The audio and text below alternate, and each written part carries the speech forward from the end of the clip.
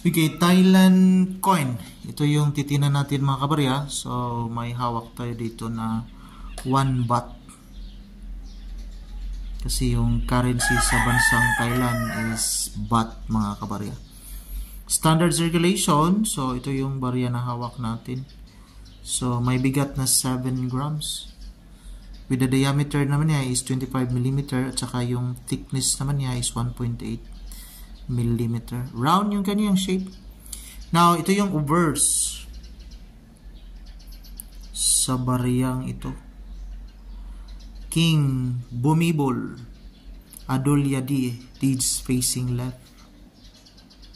So, ito yung tinatawag na Thailand Rama the 9th.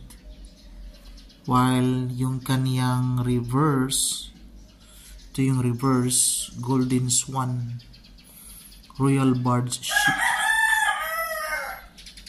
So, now, try natin tingnan. May mga year kasi dito. So, at least may idea tayo. Short video lang tayo sa ngayon.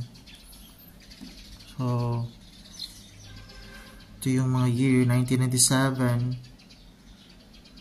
Ito yung mga value quotation. Nasa 8 pesos yung very good. So, mababa lang yung value appraisal.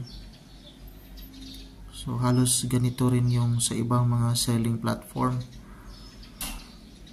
So, mababa lang yung selling value. So, at least may idea tayo. So, walang noticeable na